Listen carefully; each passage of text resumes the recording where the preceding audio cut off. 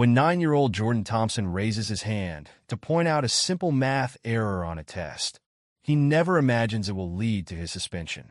But in a school where the color of your skin can determine how you're treated, this bright young student's quest for truth sets off a chain of events that will shake his community to its core. As his mother Danielle fights to clear his name, they uncover a pattern of racial bias that goes far deeper than a single incident. This is a story about more than just a test error. It's about a young boy's courage to speak up, a mother's determination to protect her child, and a community's awakening to the injustice in their midst. Before we dive into this story, let us know in the comments where you're watching from, and don't forget to subscribe for more powerful real-life stories. Jordan Thompson sat at his desk, pencil tapping thoughtfully against his chin as he studied the math problem before him. The morning sunlight streamed through the classroom windows, casting warm squares of light across the freshly waxed floors of room 412.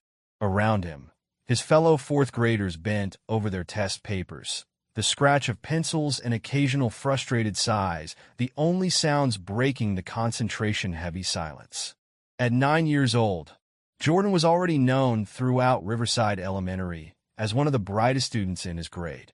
His round, wire-rimmed glasses gave him a scholarly look that matched his curious nature, and his ready smile made him a favorite among his classmates.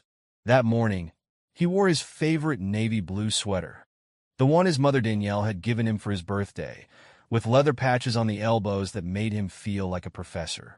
20 minutes left, class, Mrs. Parks announced from her desk at the front of the room, her voice carrying that familiar edge of sternness that made even the bravest students sit up straighter. Jordan had breezed through most of the test, but now he frowned at question number 15. He read it again, then a third time, his brow furrowing deeper with each pass. If Jenny has 3/4 of a pizza and gives away 4/3 of what she has to her friends, how much pizza does Jenny have left? Something wasn't right. Jordan knew fractions inside and out. Danielle had taught him early, using slices of his favorite pepperoni pizza as practical examples. You couldn't give away more of something than you had to begin with. The question as written was impossible to solve correctly. He glanced around the classroom. Other students were scratching their heads too, some looking increasingly frustrated. Marcus, 2 rows over, was practically pulling his hair out. Jordan raised his hand, remembering his mother's words from just that morning. Always stand up for what's right, baby. That's how we make the world better. One small truth at a time. Mrs. Parks looked up from her romance novel, her reading glasses perched on the tip of her nose. Her lips tightened almost imperceptibly when she saw who had their hand up. Yes, Jordan? Mrs. Parks, Jordan began politely, keeping his voice low to avoid disturbing his classmates. I think there might be a mistake in question 15. You can't give away 4/3 of 3/4 because that's more than what Jenny has to begin with. It doesn't make mathematical sense. The classroom fell silent. Even the pencils stopped scratching. Mrs. Parks' face darkened as she stood up, her chair scraping against the linoleum floor. Are you suggesting I made a mistake in writing this test, Jordan? No, ma'am, not exactly, Jordan replied, trying to keep his voice steady despite the sudden knot in his stomach. I just thought you might want to know so it could be fixed. Maybe it should be 2/3 instead of 4/3. Jordan Thompson, Mrs. Parks said, her voice rising with each word. I have been teaching mathematics for 23 years. I do not make mistakes on my tests. What I do see is a young man trying to disrupt this classroom and undermine my authority. Jordan's heart began to race. This wasn't how he'd expected this to go at all. But Mrs. Parks, I can explain why it's impossible. See, if you draw it out. Enough! Mrs. Parks slapped her hand on her desk, making several students jump. I will not have you continuing to challenge me in front of the entire class. This is exactly the kind of disruptive behavior I will not tolerate. Jordan felt his cheeks burning as 23 pairs of eyes fixed on him. Some of his classmates looked sympathetic, others confused, and a few, mostly the white students who rarely got in trouble, seemed almost smugly satisfied. But Jordan started again, his voice barely a whisper now. One more word, Mrs. Parks warned, "and you'll be spending the rest of this test period in Principal Hall's office. Is that what you want?" Jordan slumped in his seat, his eyes burning with unshed tears. He looked down at his test paper, the impossible questions seeming to mock him. His mother had always taught him to speak up when something was wrong, but now he wondered if he should have just stayed quiet, written down any answer, and moved on. The rest of the test period passed in a blur. Jordan couldn't concentrate, his mind replaying the exchange over and over. When the bell rang, he thought the worst was over. He was wrong. "Jordan, stay behind," Mrs. Parks commanded as the other students filed out for lunch. Some shot him sympathetic glances, while others whispered among themselves. Once the room was empty, Mrs. Parks crossed her arms and looked down at Jordan. "I've had just about enough of your attitude, young man. This isn't the first time you've tried to show off in class or challenge my teaching methods." "Mrs. Parks, I wasn't trying to." "I'm not finished," she cut him off. "I've been watching you, Jordan. You seem to think you're smarter than everyone else. Well, let me tell you something. Being smart doesn't give you the right to be disrespectful." Jordan's hands trembled in his lap. "I respect you, Mrs. Parks. I just wanted to help. The question really is impossible to solve. Look." He reached for his scratch paper to demonstrate, but Mrs. Parks snatched it away. "That's it. I'm sending you to Principal Hall. Your behavior today has been completely unacceptable." 5 minutes later, Jordan sat in the hard plastic chair outside Principal Hall's office, his stomach churning. He'd never been sent to the principal before. What would his mother say? She'd worked so hard to raise him right, teaching him to be honest, to work hard, to stand up for the truth. Now here he was, in trouble for doing exactly what she taught him.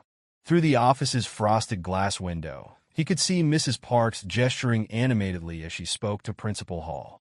Though their voices were muffled, occasional phrases leaked through, challenging authority, disruptive behavior, attitude problem. When they finally called him in, Jordan's legs felt like jelly as he stood before Principal Hall's imposing desk.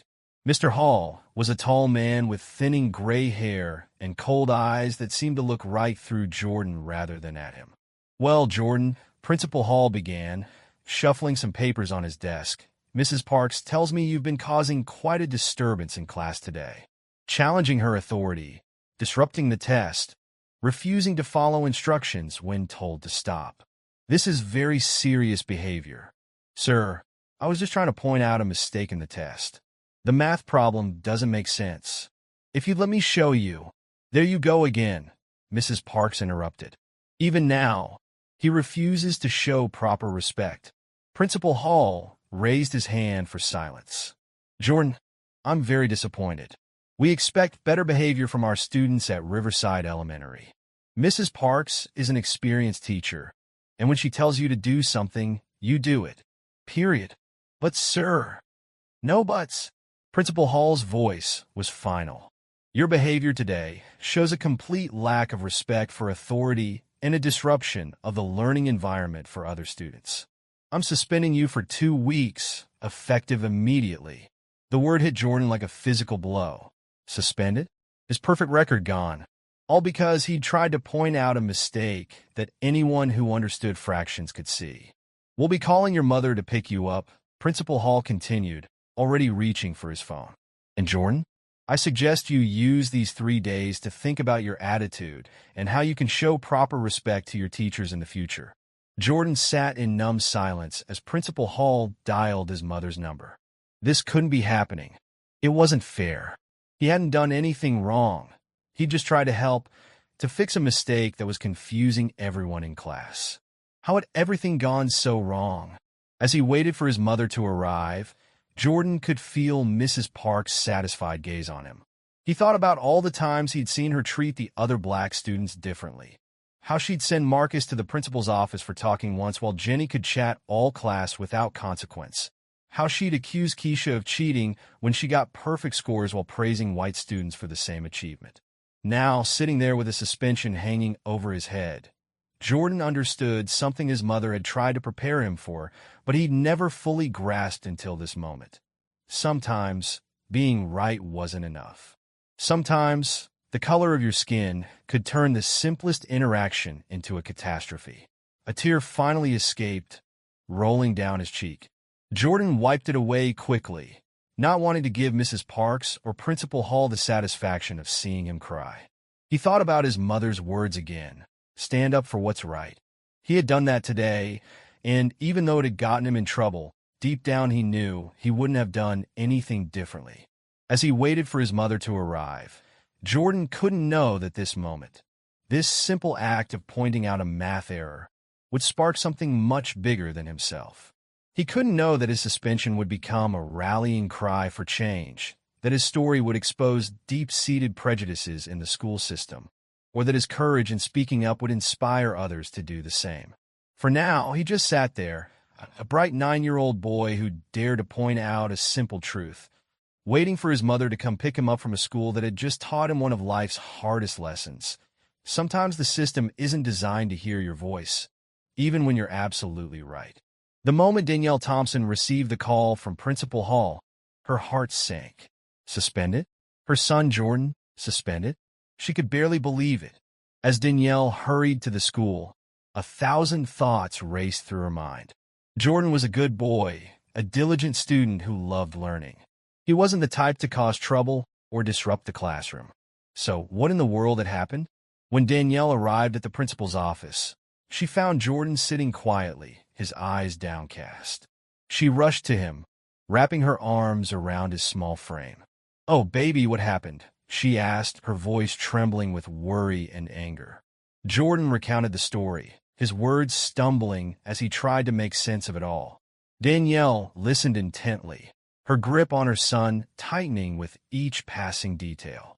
A simple math mistake on a test, pointing it out to the teacher, and for that, her child was being punished? Danielle turned to Principal Hall, her brow furrowed in disbelief. "You're telling me my son is being suspended for trying to help? For being right about a mistake on your test?"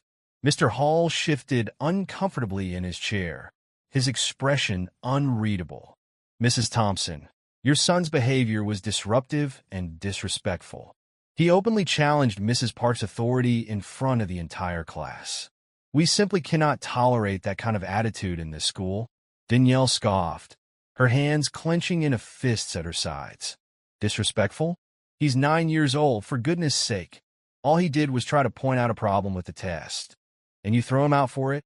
"Mrs. Thompson, I must insist that you calm down," Mrs. Parks interjected, her voice dripping with false concern. "Jordan has a history of this kind of behavior. He seems to think he's smarter than the rest of the class, and he uses that as an excuse to undermine my teaching." Danielle whirled on the teacher, her eyes blazing. "Undermine your teaching? He's a child trying to learn, and you're telling me this isn't the first time you've singled him out?" She shook her head in disgust. "I know my son, Mrs. Parks. He's not a troublemaker.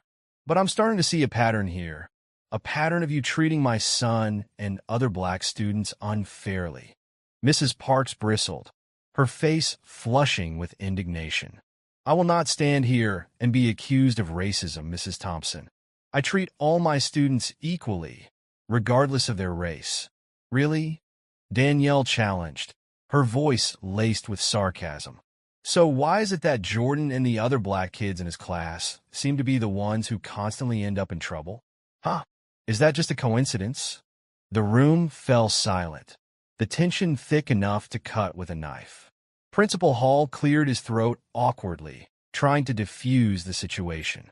"Mrs. Thompson, I understand your concerns, but the fact remains that Jordan's behavior today was unacceptable. The suspension will stand." Danielle stared at him, her eyes narrowing. "Unacceptable?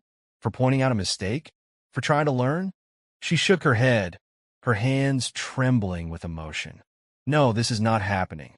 I won't let you punish my son for being smart, for having the courage to speak up. This is wrong, and I'm going to fight it." With that, Danielle turned on her heel and ushered Jordan out of the office, her mind already racing with a plan of action. As they walked to the car, she could feel the weight of Principal Hall and Mrs. Park's eyes on her back, but she refused to back down. Once they were safely inside the vehicle, Danielle pulled Jordan into a tight hug. I'm so proud of you, baby, she whispered, her voice thick with emotion. You did the right thing, and I'm going to make sure the school knows it. Jordan clung to his mother, the full reality of the situation finally sinking in. But Mom, what if they don't believe me? What if they don't care? His voice trembled with uncertainty. Danielle pulled back, cupping Jordan's face in her hands. Oh, sweetie, they're going to have to care, because we're not going to stop until they do. Her eyes hardened with determination. This isn't just about you anymore. This is about standing up for what's right, for all the kids who are being treated unfairly because of the color of their skin. Jordan nodded, his own resolve strengthening. Okay, Mom, what do we do? Danielle smiled, the fire in her eyes igniting a spark in her son's heart. First, we're going to get you home, get you something to eat, and then we're going to call a lawyer. This suspension is not going to stand.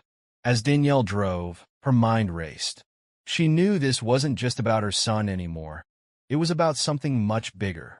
The way Jordan had been treated, the way she'd seen other black students face harsher punishments than their white peers, it all pointed to a deeper problem in the school system.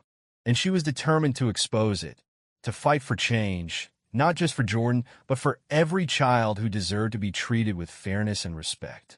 That evening, as Danielle and Jordan sat at the kitchen table, devouring bowls of mac and cheese, Danielle made a few phone calls. First, she reached out to a local civil rights attorney, someone she knew had a reputation for taking on cases of racial discrimination in schools.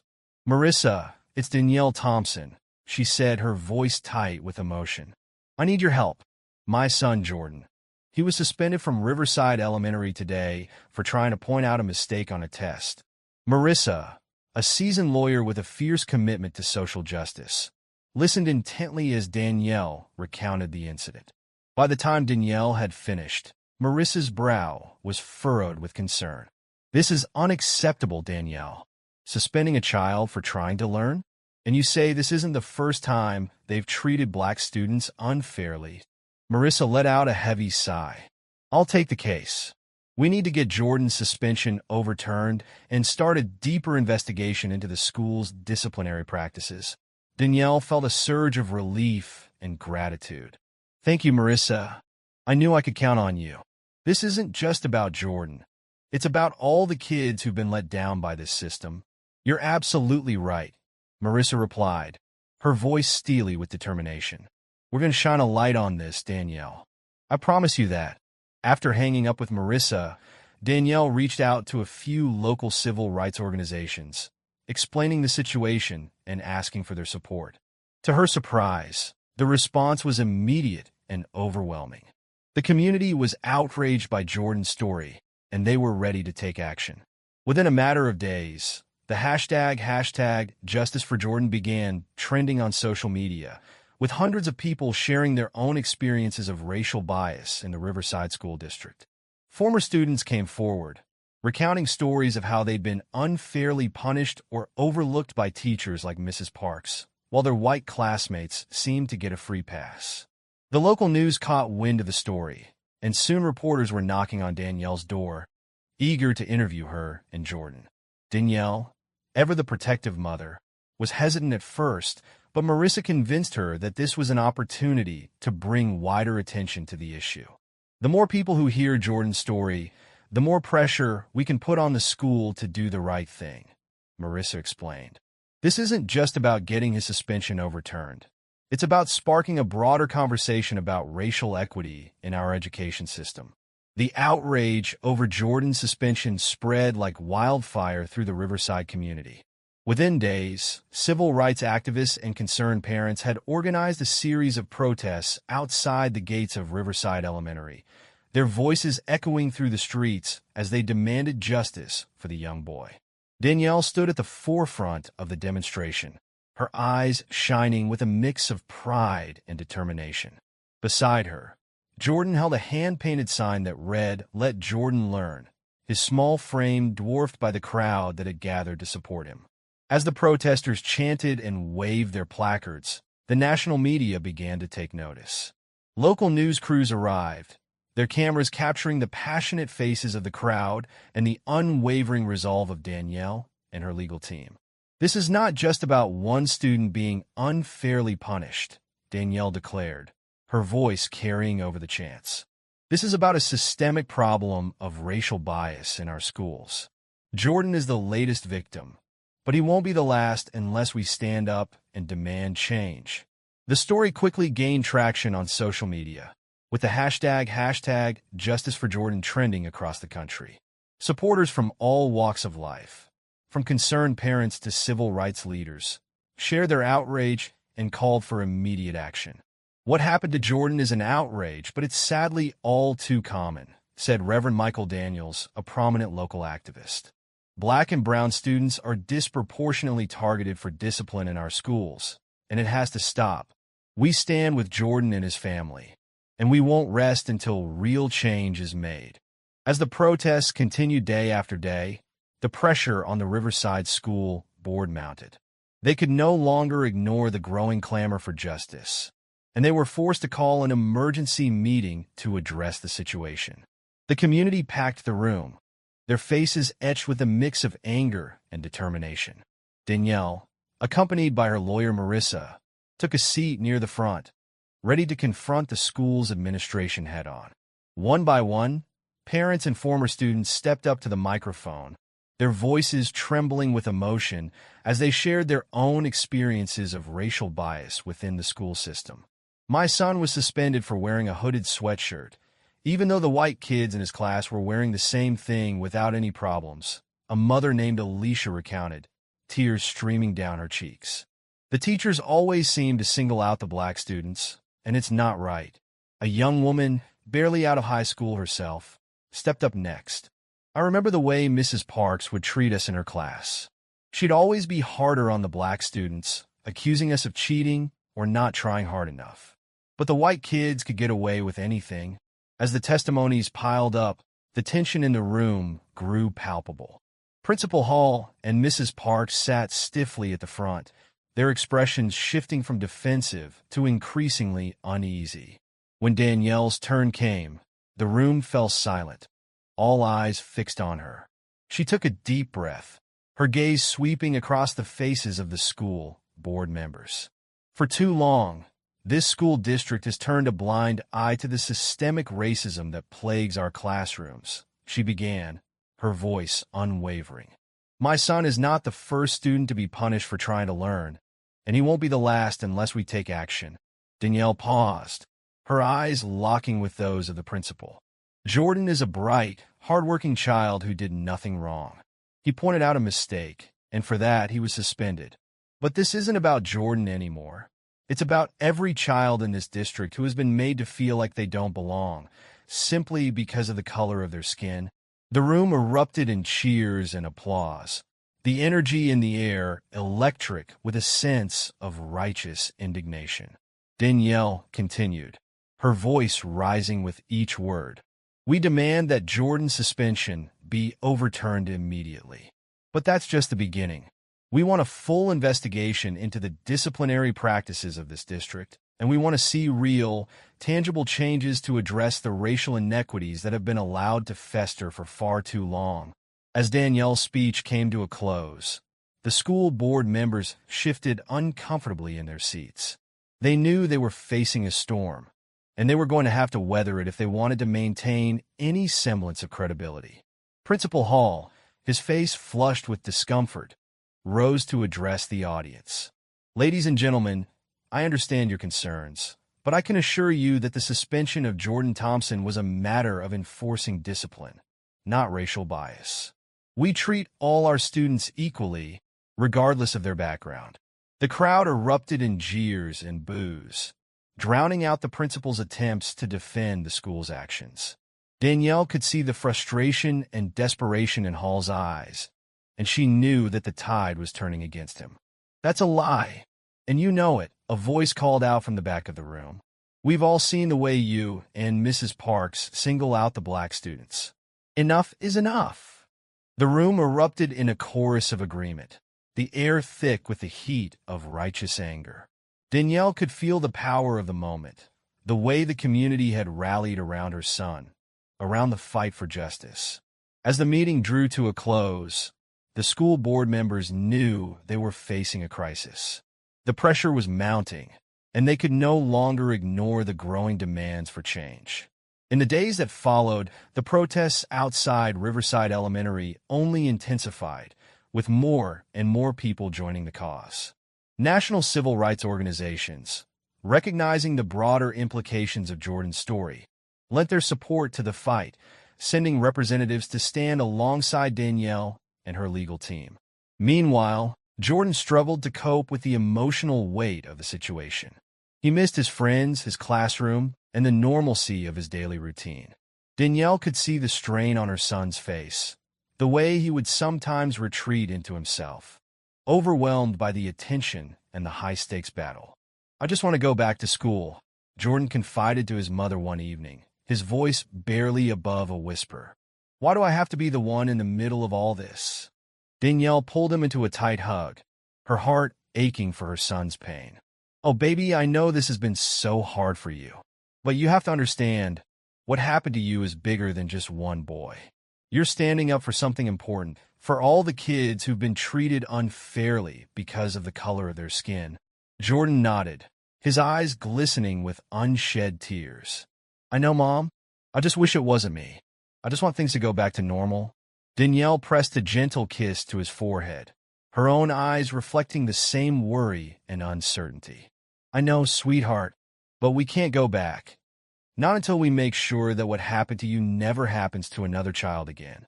You're being so brave, and I'm so proud of you." Jordan managed a small smile, drawing strength from his mother's unwavering support. He may have been just a 9-year-old boy, but in that moment, he felt the weight of the world on his shoulders. This was no longer just about him. It was about something much bigger, a fight for justice that would reverberate far beyond the walls of Riverside Elementary. As the protests continued, the national spotlight only grew brighter. Prominent civil rights leaders and public figures began to speak out, calling for sweeping reforms in the way schools handle discipline, especially when it came to students of color. "What happened to Jordan Thompson is a disgrace, and it's indicative of a much larger problem in our education system," said Congresswoman Alicia Ramirez, a vocal advocate for racial equity in schools. "We cannot allow our children to be punished for trying to learn simply because of the color of their skin. It's time for us to take action and demand real, lasting change." The school board, facing an onslaught of public pressure and national scrutiny, knew they could no longer ignore the growing clamor for justice. They were forced to convene another emergency meeting, this time with representatives from the Department of Education and local civil rights organizations in attendance. Danielle, Marissa, and a contingent of community leaders filled the room, their eyes fixed on the increasingly uneasy faces of the school board members. Principal Hall and Mrs. Parks sat together, their expressions grim and defensive.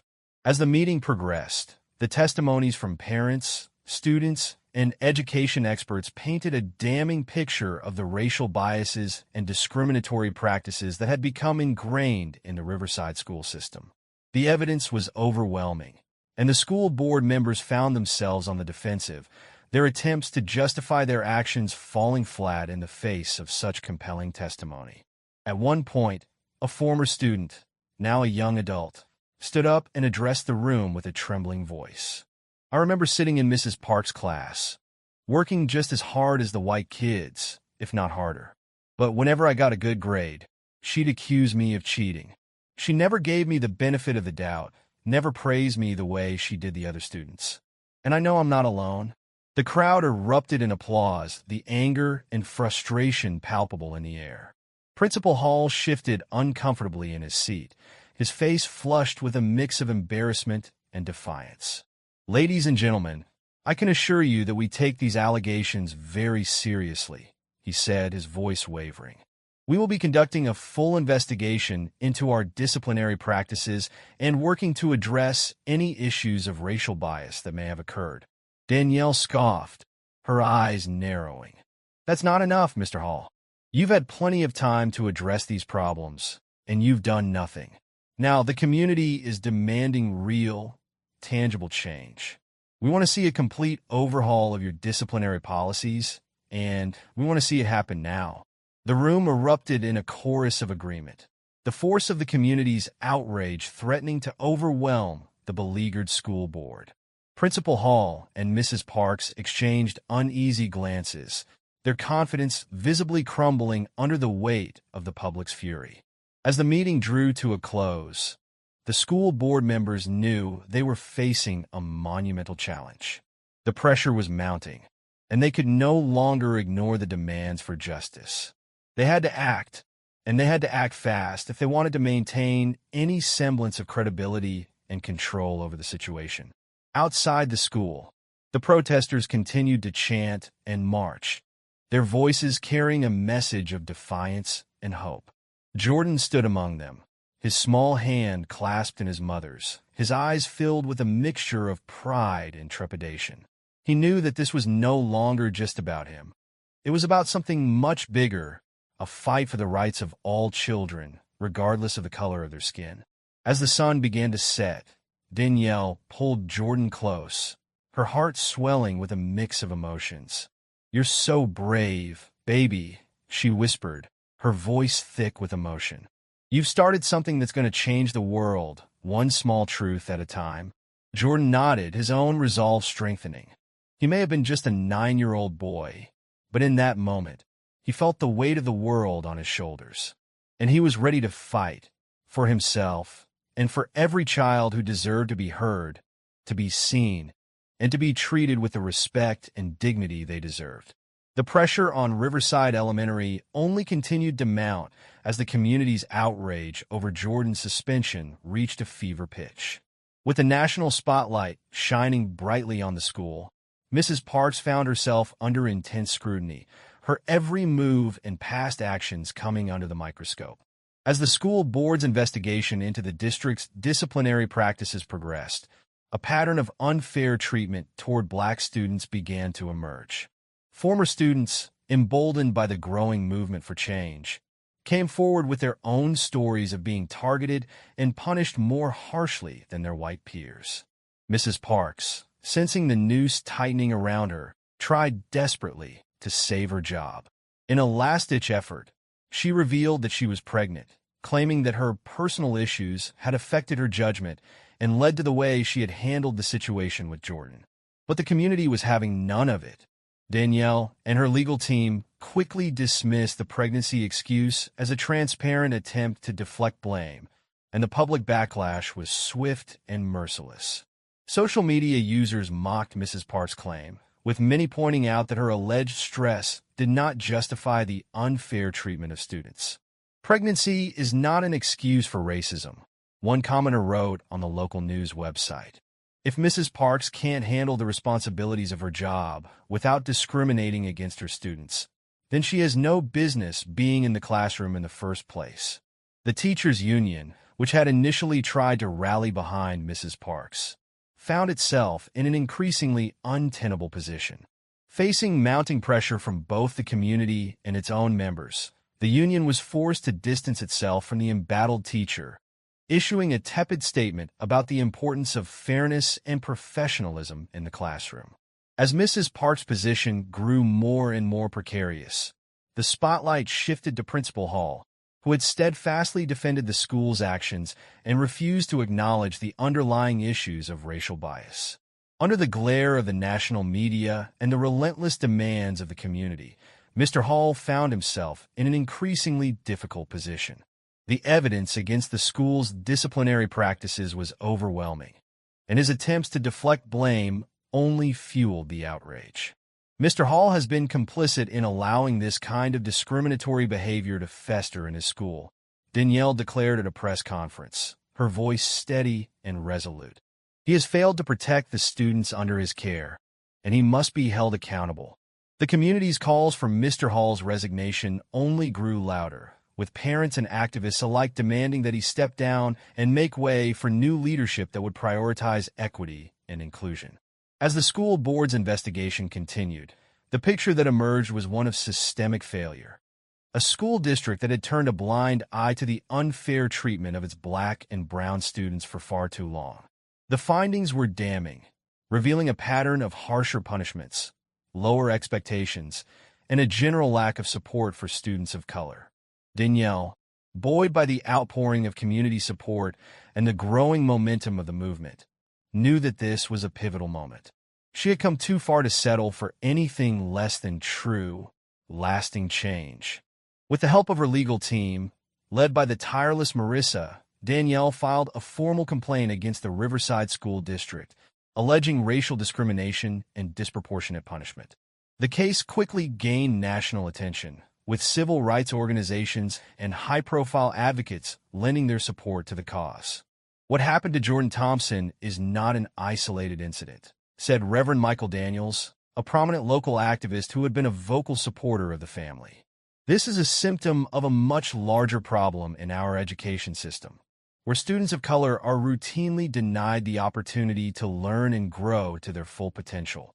The protests outside Riverside Elementary continued, with demonstrators now calling not just for Jordan's suspension to be overturned, but for sweeping reforms to address the district's deep-seated issues with racial bias.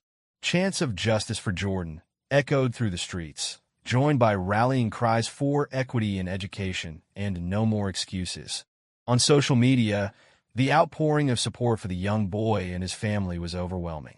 The hashtag Justice for Jordan remained a top trend, with thousands of people sharing their own stories of discrimination and calling for change. Jordan's story has struck a chord with so many people because it's a reflection of their own experiences, Danielle explained in an interview. This isn't just about one child. It's about an entire generation of young people who have been let down by a system that is supposed to nurture and support them. As the public pressure mounted, the school board found itself in an increasingly untenable position. They could no longer ignore the growing demands for accountability and reform, and they knew that the community would not be placated by empty promises or half measures. Under the glare of the national spotlight, Mrs. Parks was finally forced to resign from her position at Riverside Elementary. The school district's failure to address her history of discriminatory behavior earlier only added to the public's outrage, and her pregnancy excuse was widely ridiculed as a transparent attempt to save her job. Mrs. Parks' resignation is a step in the right direction, but it's not enough, Danielle declared. We need to see real, systemic change in this district, and we won't stop until we get it. As for Principal Hall, he found himself in an even more precarious position. Placed on administrative leave, pending the outcome of the investigation, Hall faced mounting calls for his permanent removal, with many in the community arguing that he had been complicit in allowing the toxic culture of racial bias to take root in his school. Mr. Hall had the power to intervene, to address these issues and protect his students, said Reverend Daniels. But he chose not to. That's a dereliction of duty, and he needs to be held accountable. Danielle and her legal team continued to pursue their complaint against the school district, determined to use Jordan's case as a catalyst for broader, systemic change. With the support of national civil rights organizations and a growing wave of public outrage, they were confident that they could force the district's hand and secure real, lasting reforms. This is about more than just my son, Danielle said, her eyes shining with resolve. It's about every child who deserves to feel safe, respected, and valued in their school. We're going to keep fighting until that becomes a reality. As the investigation wore on, the school board found itself under increasing pressure to take decisive action. The community's demands for change were clear, and the district's reputation was in tatters. They knew that they could no longer afford to ignore the problem or to rely on half measures and empty promises. Finally, after weeks of intense public scrutiny and negotiations with Danielle's legal team, the school board announced a comprehensive plan to overhaul the district's disciplinary policies and address the systemic issues of racial bias. The reforms were sweeping, including mandatory implicit bias training for all staff, the implementation of restorative justice practices in lieu of punitive measures, and the creation of a new Office of Equity and Inclusion to oversee and monitor the district's progress. This is a significant step forward, but it's just the beginning, Danielle said at a press conference, flanked by Jordan and her legal team. We'll be closely watching to ensure that these reforms are implemented with fidelity and that real change takes root in our schools. Jordan, who had borne the emotional weight of the situation with a maturity beyond his years, stood by his mother's side, his expression a mix of pride and relief. He knew that his story had become a rallying cry for something much bigger than himself, and that the fight was far from over. But in that moment, as he looked out at the sea of supportive faces, Jordan felt a sense of hope and determination. He had faced adversity and injustice, and he had emerged stronger for it. And he knew, without a doubt, that he would continue to stand up and speak out, not just for himself, but for every child who deserved to be heard, to be seen, and to be treated with the dignity and respect they deserved. As the community celebrated the hard-won victories and looked ahead to the work that still lay before them, Jordan felt a newfound sense of purpose. He may have been just a 9-year-old boy, but he had already become a symbol of the power of one voice to inspire change, to challenge the status quo, and to forge a path toward a more just and equitable world. And as he walked hand in hand with his mother, Jordan knew that this was only the beginning, that his story would continue to echo, inspiring others to follow in his footsteps and to never stop fighting for what is right. After weeks of relentless public pressure and the damning findings of the school board's investigation, the Riverside School District finally realized that the status quo was no longer tenable. Facing the threat of a high-profile lawsuit and the risk of further community backlash, they knew they had to take decisive action. The day Jordan Thompson was set to return to school, the hallways were abuzz with nervous anticipation. Students whispered among themselves, some expressing sympathy for the young boy who had become a symbol of the fight for justice, others still harboring doubts about the whole affair. As Jordan walked through the front doors, flanked by his mother Danielle and their lawyer Marissa, the atmosphere shifted palpably. Some students rushed over, greeting Jordan with warm smiles and words of encouragement, while others hung back, unsure of how to react. Jordan scanned the faces of his classmates, his expression a mix of trepidation and resolve. He had spent the past 2 weeks at home, struggling to make sense of the whirlwind that had engulfed his life. But now, as he stood before the familiar surroundings of Riverside Elementary, he felt a new sense of purpose. "Welcome back, Jordan," said Mrs. Wilkins, the school's new principal, as she approached the group. Her voice was gentle, her eyes filled with a sincerity that stood in stark contrast to the icy demeanor of her predecessor. "Thank you, Mrs. Wilkins," Jordan replied, his voice barely above a whisper. He glanced up at his mother, who squeezed his hand reassuringly. "We're so glad to have you back," Mrs. Wilkins continued, her gaze sweeping across the gathering of students and staff. "And I want to assure you and your family that things are going to be different here. We're committed to creating an environment where every child feels safe, respected, and valued." Danielle nodded, her expression softening slightly. "We appreciate that, Mrs. Wilkins. And we're hopeful that the changes you've promised will make a real difference, not just for Jordan, but for all the students in this school." The new principal smiled, her posture relaxed and open. "That's exactly what we're aiming for. I know the past few weeks have been difficult, but I believe this can be a turning point, a chance for us to heal and build a stronger, more inclusive community." Jordan listened, his heart swelling with a mix of relief and cautious optimism. He remembered the turmoil and the pain of being singled out, the uncertainty of not knowing whether he'd done something wrong. But now, as he looked around at the faces of his classmates, he saw something different, a newfound respect, a willingness to listen and understand. As Jordan made his way to his classroom, his fellow students greeted him warmly, some even offering apologies for not speaking up sooner. Gone was the air of indifference or disdain that he had once sensed. In its place was a genuine curiosity and a desire to understand what he had gone through. "I'm really sorry you got in trouble, Jordan," said Marcus, a boy who had once been one of Jordan's closest friends. "That wasn't fair at all, and I wish I'd said something when it happened." Jordan offered a small smile, his eyes shining with a mix of emotion. "It's okay, Marcus. I'm just glad it's all over now." The two boys fell into an easy conversation, the tension that had once hung between them dissolving, as they reconnected. Jordan felt a sense of relief wash over him, the weight of the past few weeks finally starting to lift. As the school day progressed, Jordan found himself the subject of newfound respect and admiration from both his peers and his teachers. Mrs. Wilkins made a point of checking in on him, offering a sympathetic ear and reassuring him that the school was committed to creating a more inclusive environment. As the school day drew to a close, Jordan found himself surrounded by a small group of classmates, all of them eager to hear more about his experience and to express their support. "You're so brave, Jordan," said Keisha, a girl whose own struggles with unfair treatment had often gone unnoticed. "I'm really proud of you for standing up to Mrs. Parks and the principal. It's not easy, but you did the right thing." Jordan felt a surge of pride, his chest swelling with a newfound confidence. "Thanks, Keisha. I just wanted to help, you know. I didn't think it would turn into all of this." The other students nodded, their expressions a mix of admiration and understanding. "Well, we're glad you did," said Marcus, his voice sincere. "And we're going to be here for you, no matter what."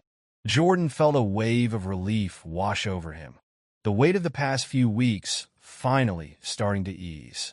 He knew that the fight was far from over, that the changes promised by the school district would take time and sustained effort to truly take root. But in that moment, surrounded by the support of his peers, he felt a sense of hope and determination that he had never known before. As Danielle arrived to pick him up, Jordan ran to her, wrapping his arms around her in a tight embrace. "Mom, it's going to be okay," he whispered, his voice thick with emotion. "I think things are really going to be different now." Danielle hugged him back, her eyes glistening with tears of joy and relief. "I'm so proud of you, baby," she said, her voice barely above a whisper. "You've shown so much courage, and you've inspired so many people. This is just the beginning."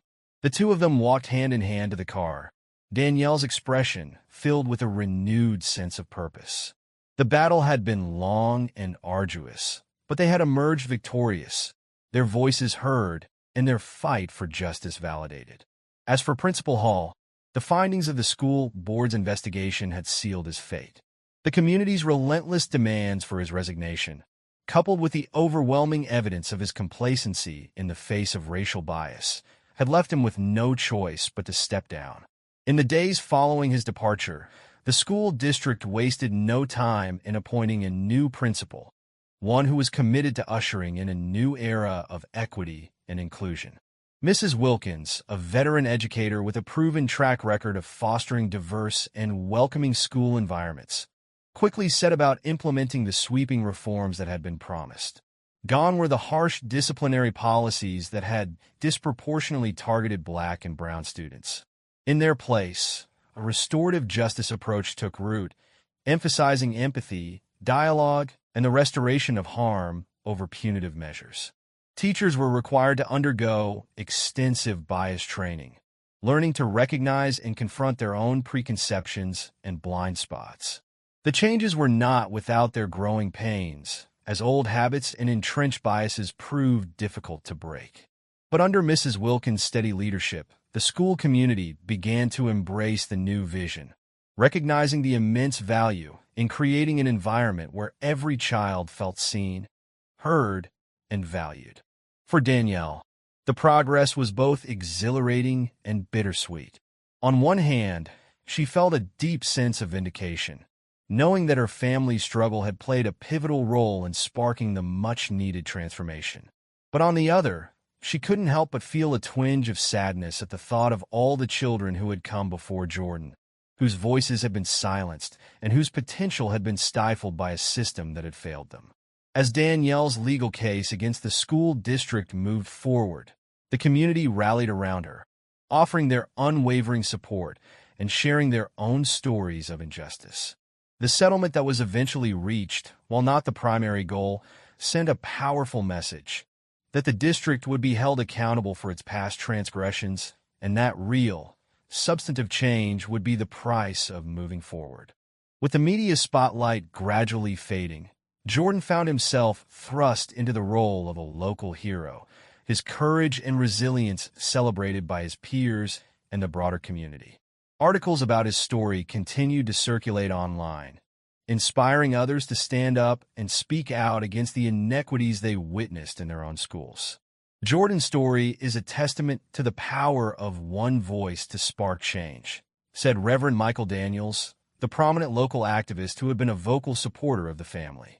He refused to be silenced, and in doing so, he's given hope to countless young people who've been made to feel invisible. As the new school year began, Jordan walked through the freshly painted halls of Riverside Elementary with a newfound sense of pride and purpose. The changes were evident. The walls adorned with vibrant murals celebrating the diversity of the student body, the once imposing security guards replaced by friendly faces eager to lend a listening ear. In his classroom, Jordan was greeted by a teacher who made a point of acknowledging his ordeal and commending his bravery. "Jordan," she said, her voice warm and sincere, "I know the past year has been incredibly difficult for you, but I want you to know that we're committed to making this a place where you and all of your classmates can thrive." Jordan nodded, his expression serious but hopeful. "Thank you, Mrs. Wilkins. I'm ready to learn, and I'm ready to help make this school better for everyone." The teacher smiled, her eyes shining with pride. "That's exactly what we need, Jordan. Your voice, your courage, they're going to be instrumental in shaping the future of this community." As the school year progressed, Jordan found himself at the center of a shifting cultural landscape, his story becoming a rallying cry for equity and inclusion within the education system. Guest speakers and assemblies focused on the importance of diversity, empathy, and mutual understanding, with Jordan's experience serving as a powerful case study. Danielle, too, found herself in high demand, her story inspiring others to take a stand against the systemic racism that had become entrenched in so many schools. She spoke at local events, sharing her family's journey and urging the community to remain vigilant in their pursuit of meaningful change. "This is just the beginning," Danielle would often say, her voice filled with a mixture of resolve and cautious optimism. "We've made progress, but there's still so much work to be done. We can't afford to be complacent. We have to keep pushing forward, keep holding our schools accountable, and keep fighting for the future of our children." And as for Jordan, the young boy who had once been the unwitting catalyst for a movement, he found himself growing in both confidence and maturity. He recognized the weight of his story, the responsibility he now carried to be a voice for those who had been marginalized and silenced. One day, as Jordan sat in his classroom, listening to a lesson on the importance of civic engagement, he raised his hand, his expression pensive. "Mrs. Wilkins," he said, his voice steady, "I've been thinking a lot about what happened to me last year and how it's changed things here at Riverside. And I was wondering, is there anything I can do to help make sure this kind of thing doesn't happen to other kids?" The teacher smiled, her eyes crinkling with pride. "Jordan, that's a wonderful question, and I'm so glad you're thinking about how you can make a difference." She paused, considering her words carefully. "You know, one of the things we've been working on is creating more opportunities for student voice and leadership. We're looking to form a student council, a group of students who can help shape the policies and programs at our school." Jordan's eyes widened, a spark of excitement igniting within him. "A student council? Really? Do you think I could be a part of that?" Mrs. Wilkins nodded, her expression warm. "Absolutely, Jordan. In fact, I was hoping you'd be interested. Your story has inspired so many people, and I know your voice and your perspective would be invaluable." Jordan felt a surge of pride and purpose, the weight of the past year finally beginning to lift. He knew that the road ahead would not be an easy one, that the fight for true equity in education would require sustained effort and unwavering determination. But in that moment, he felt a renewed sense of hope, a belief that his voice could make a difference, that his story could inspire others to stand up and speak out. As he left the classroom, Jordan couldn't help but reflect on how much had changed in the span of a single year. He had faced adversity, injustice, and the harsh realities of a system that had failed him. But he had also found the strength to fight back, to use his voice to challenge the status quo and demand the change he knew was necessary. And as he walked through the halls of Riverside Elementary, Jordan knew that his story was far from over. He was no longer just a student, but a symbol of hope, a beacon for all those who had been made to feel small, to feel invisible. He was a reminder that one voice, one act of courage, could ripple outward, inspiring a movement for change. In the days and weeks that followed, Jordan immersed himself in his new role as a student council member, working alongside his peers to ensure that the reforms promised by the school district were implemented with fidelity. He spoke up in meetings, shared his experiences, and advocated for policies that would create a more inclusive and equitable learning environment. And as he did so, Jordan found himself increasingly inspired by the power of collective action. He saw the way his classmates, once silent and passive, now found their own voices, empowered to speak up and demand the changes they deserved. He witnessed the gradual transformation of the school culture, the way the once rigid hierarchy began to give way to a more collaborative, student-centered approach. It was not an easy process, and there were moments when Jordan felt overwhelmed by the magnitude of the task at hand. But with the unwavering support of his mother, his lawyer Marissa, and the broader community, he persevered, driven by a steadfast belief in the power of his own voice to effect real, lasting change. As the school year drew to a close, Jordan stood before his classmates, his expression filled with a mix of pride and humility. He recounted the journey he had taken, the challenges he had faced, and the lessons he had learned along the way. And as he did so, he could see the admiration and respect in the eyes of his peers, a testament to the impact that one person, one act of courage, could have on an entire community. "We've come a long way," Jordan said, his voice clear and confident. "But there's still so much work to be done. We can't stop now. We have to keep pushing forward, to keep standing up for what's right, no matter how hard it might be." The crowd erupted in applause, the air thick with a sense of renewed purpose and determination.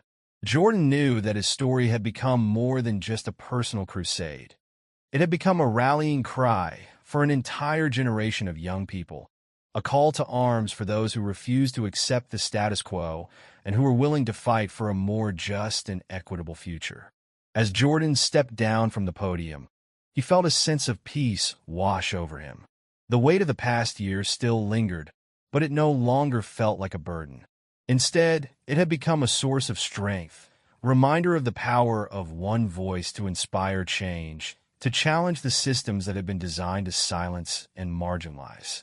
And as he looked out at the faces of his classmates, his teachers, and the broader community, Jordan knew that his fight was far from over. But he also knew that he was not alone, that he had the support of a movement, a groundswell of voices united in the pursuit of a more just and inclusive world. With a renewed sense of purpose, Jordan turned his gaze toward the future, determined to continue the fight for equity and justice, one small truth at a time. Jordan's story reminds us of the power of standing up for what's right, even when the odds are against you. What started as a simple act of correcting a mistake turned into a fight against unfair treatment, prejudice, and injustice. In the end, Jordan's courage sparked a much-needed change, not just in his school, but in his entire community. His resilience became an inspiration for countless others who face similar battles. If you were moved by Jordan's journey, be sure to share this story with others. And don't forget to like, comment, and subscribe to our channel for more powerful stories like this one. Your voice matters just like Jordan's did. And remember, sometimes the smallest act can lead to the biggest change. Thank you for watching, and we'll see you in the next story.